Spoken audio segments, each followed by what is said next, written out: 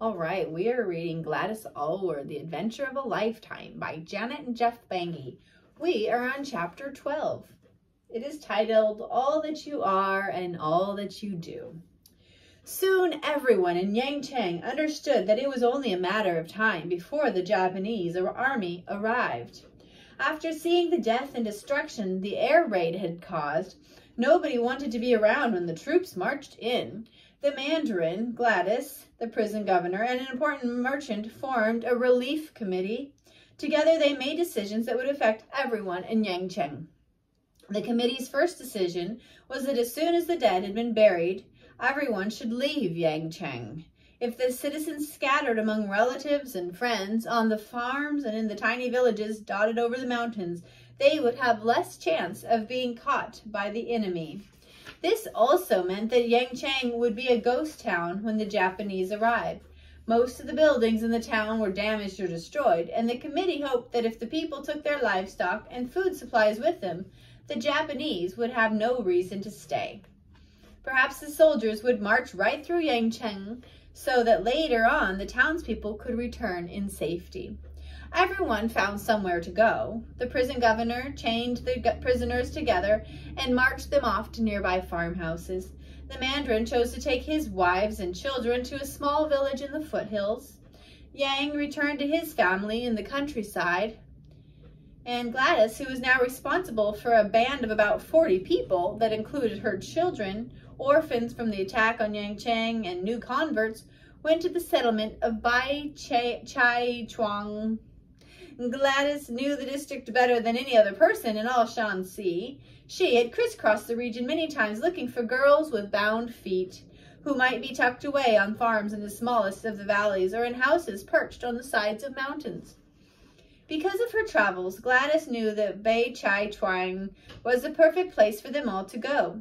Physically, it was well suited. Gladys doubted that the Japanese would ever find the place. It wasn't on any map, and there were no roads to it, just a steep climb over rocky outcrops. The whole community consisted of only 8 houses enclosed by a wall, but the houses weren't where Gladys intended to stay. In the surrounding hills were several large caves where the local herdsmen housed their goats, pigs, and sheep during the winter. The caves were warm and dry, but more importantly, they were almost impossible to spot from the outside. Not only were they a perfect hiding place, but Gladys had many friends among the people of Bai Chai Chuang. She knew she could count on them to share their food and show them kindness. With a heavy heart, Gladys led the group out of Yangcheng. As she walked through the west gate, she looked back one last time at the fairy tale city she called home. How different it looked now than when she'd first laid eyes on it from a mule train 8 years before.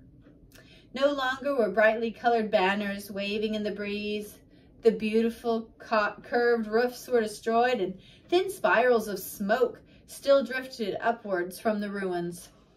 The smell of plum blossoms filled the air, and Gladys wondered whether anyone would ever come back to Yangcheng to pick the plums.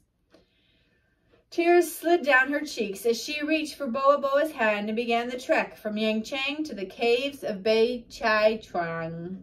It took nearly a whole day for the weary group to reach their destination. The people of Bai Chai Chuang welcomed them warmly, and soon the caves were swept and made ready for the guests. That night, as they sat around a campfire inside the cave, Gladys and some of the others told the people of Bai Chai Chuang the terrible story of the attack on Yangcheng. The local farmers promised to take scouting trips to Yangcheng to see what had happened. The next night, a farmer reported he had seen columns of Japanese soldiers dressed in khaki uniforms with packs on their backs marching toward the east gate of Yangcheng. A week later, another farmer reported seeing them all marching out the west gate. Gladys smiled at his report. The Japanese had indeed passed through Yangcheng. Gladys's plan had worked. It would be only a matter of time before Gladys and the others could go back home. Several members of the group were anxious to find out whether the Japanese had done any more damage to their homes and whether any of their relatives had made it back home. Gladys volunteered to creep back into Yangchang and see what was happening there. It took her most of the day to sneak back. She kept a lookout at every turn for men in khaki uniforms, but she saw none. Gladys reached Yangchang in the late afternoon. Long shadows stretched down the mountainside as she crept through the west gate. No people were gathered by the gate to sell cloth and vegetables. No gatekeeper was waving as she entered, and no laughing children were running through the streets. An eerie silence hung over the once bustling town, now deserted. Gladys didn't want to stay in Yangchang a minute longer than she had to. Gladys quickly made her way to the Inn of Eight Happinesses and picked her way silently through its mangled remains. She sat on the edge of the Kiang for a moment. The room echoed in her mind with the laughter of the muleteers and the songs of the new converts and the elastic Bible stories Yang had told. But all of that was gone now, swept away by the evil of war. A piece of paper on the floor caught Gladys's attention. She bent to pick it up. It was a card she'd written 7 years before to Mrs. Lawson, dated a week before her friend had died. It read, "I can do all things through God who strengthens me." As Gladys tucked the card into her jacket pocket, she heard a terrifying sound. Gunfire, and lots of it. She heard yelling too, not yelling in Chinese, but in Japanese. Gladys lowered herself to the floor and lay completely still. One of two things must have happened, she decided. Either the Japanese troops had not all left town after all, or they had come back. Whichever it was, Gladys knew she had to get out of town without delay. Slowly, she stood up, took a deep breath to control her shaking, and began creeping towards the east gate, the closest gate to the inn. She stayed in the shadows, but when she got within sight of the east gate, her heart sank. The gate was bolted shut. The only way out of Yangchang was through the west gate. Gladys checked to make sure the way was clear. This time, she didn't creep along in the shadows. She stepped out into the middle of the battle-scarred street and ran as fast as she could towards the west gate. She was gasping for breath when the west gate came into view. Although the gate was still open, she suddenly knew she should be cautious. Gladys stopped running and began inching her way along in the shadows again. She was about 5 feet from the gate when she froze. Gunfire was exploding so close to her she could feel its vibrations as it hit the wall. She looked around her in a panic. Was someone shooting at her? Her eyes drifted upwards. To her surprise, on top of the wall were 8 nationalist Chinese soldiers with their rifles pointed out over the wall. Gladys had no idea that any nationalist troops were left in the area. Gladys fell to her hands and knees and crawled along until she could peer through the crack between the edge of the wall and the gate. Outside the wall and to the left, she caught a glimpse of Japanese uniforms and rifle barrels jutting out from behind some rocks. The sun was setting, and Gladys didn't know what to do. She was sure the soldiers wouldn't close the gate. She was sure the soldiers would close the gate at any moment to keep the Japanese out, but being trapped inside Yangchang would be very dangerous. She had no choice. She was going to have to sneak out through the gate in the midst of the gunfire. The gunfight. Gladys peered through the crack again. To the right, in about 5 yards outside the wall, was a wheat field. The spring crop was almost 2 feet tall, and Gladys decided that if she could make it that far, she could crawl through the wheat without being seen. Her one advantage was that the Japanese wouldn't be expecting anyone to flee out of the gate. Once Gladys made up her mind to run, it was only a matter of timing. All she had to do was wait for some sort of distraction and then run as hard as she could. Her heart beat so loudly she wondered whether the soldiers above could hear it. She waited. Suddenly, she saw a hand grenade being lobbed over the wall towards the Japanese. This was her chance. With all her might, she sprinted out of the gate and dove face first into the wheat.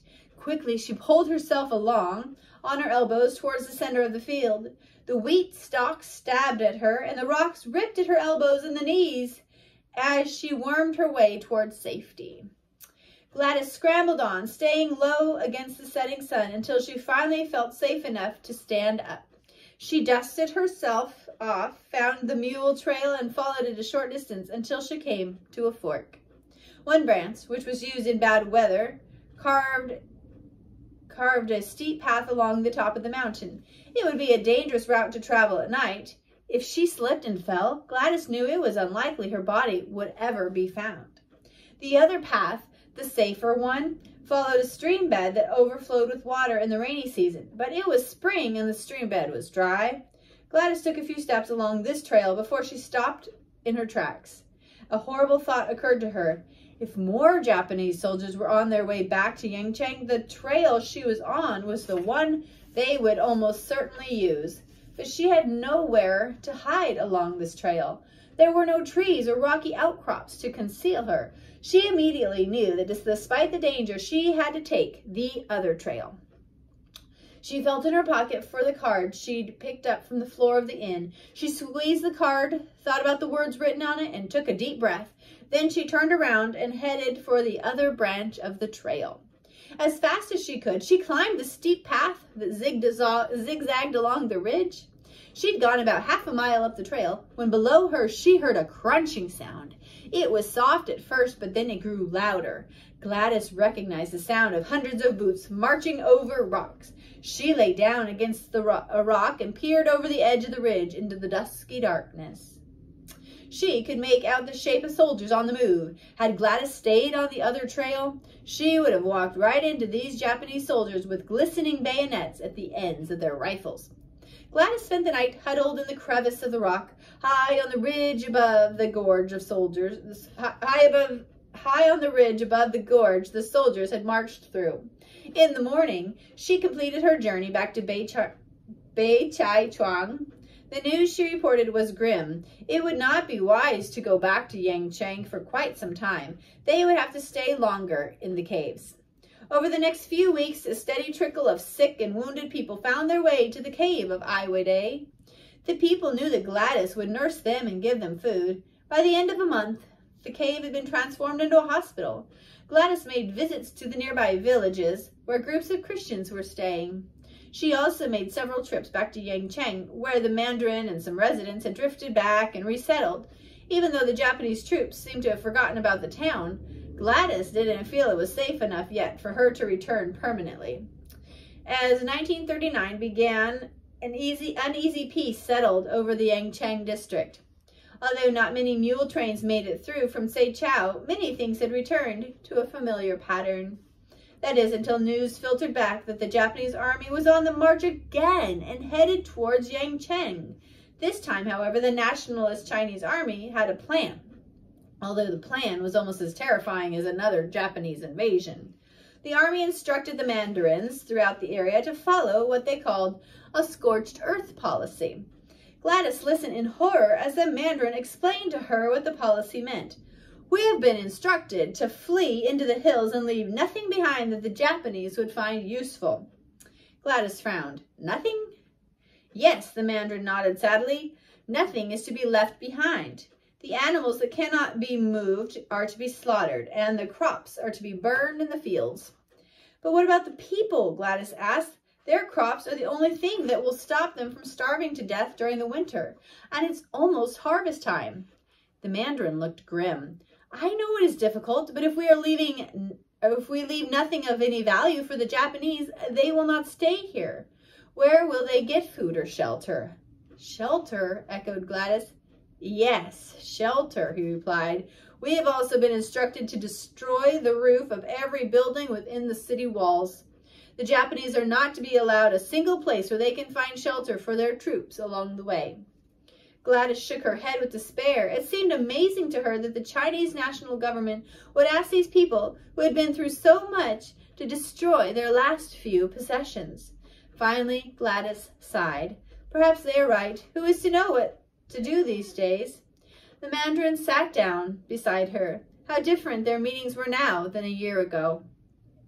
He had been the high and exalted one in the district, and she had been a humble foot inspector. Now they sat as equals, both caught in a web of destruction and violence beyond anything either of them could have imagined. "I have one particular worry," the mandarin continued. "It is the pagoda of the scorpion. Gladys frowned as she pictured the pagoda in the ugly building near the north wall of town. No one, she recalled, lived in it, and she couldn't imagine why anyone would be particularly concerned about pulling off its roof. "Why is that a problem?" she inquired.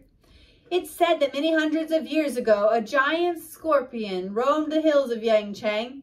He killed many people, and one day the townspeople decided to trap the scorpion. The story goes that while the scorpion was asleep, the townspeople brought stones and built a pagoda over him. When he woke up, he was trapped, and he has been trapped in the pagoda ever since. It became known as the Pagoda of the Scorpion. As a result, I cannot get anyone to pull the roof off of the pagoda because they're convinced they would be letting out the giant scorpion." "But surely you don't believe that?" asked Gladys. "No, I do not," said the Mandarin with a sad smile. "But you Christians would do me a huge favor if you would agree to pull the pagoda roof down, since I have not found anyone willing to do it. Everyone else is too afraid of the scorpion." "It would be our pleasure," Gladys assured him. And the Mandarin went on, "I wish to invite you to a feast. I have no doubt it will be the last feast I will host in Yangchang, and I have one last thing to say that I particularly want you to hear." Gladys nodded. These were sorrowful days for China. The next day, as she and some of the Christians from Beichai Chuang ripped the pagoda of the scorpion apart, Gladys wondered what it was the Mandarin was anxious to say. She found out soon enough. Gladys was welcomed into the yamen and told to sit in the seat of honor at the right of the Mandarin. She had never sat there before, but it gave her a good view of all the other guests. She noted that all the important people of Yangcheng were present. The meal was a simple one, much more like one Yang would have served to the muleteers than the elaborate dinners the Mandarin had given when times were good. When the meal was almost over, the Mandarin pushed his bowl aside and stood to speak. "You came to this feast today because I invited you, and I have something very important to tell you," he began. "It has been nearly 10 years since Aylward first came into our lives. How well I remember the first time we met. I went to her house to ask for her help with the foot binding problem, and she agreed to be my foot inspector. That was the first of many things Aylward has done for me." Gladys felt her face growing hot with embarrassment as the Mandarin spoke. The Mandarin continued for about 20 minutes, listing all the things that Gladys had done for the city, such as stopping the prison riot, improving the prisons, attending births, adopting unwanted children, being a special advisor to the Mandarin. The list went on and on. Gladys thought it would have made a fine speech for her funeral, but she couldn't imagine the point of it while she was still alive. Finally, the Mandarin of Yangcheng seemed to run out of things to say. Very deliberately, he turned to Gladys and looked her directly in the eye.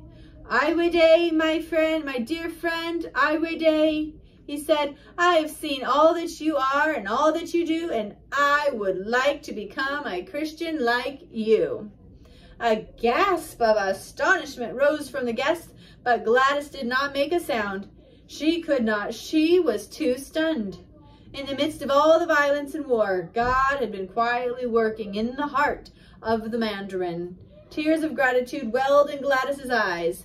Whatever happened to her next, it would be worth it just to have heard the Mandarin ask to become a Christian.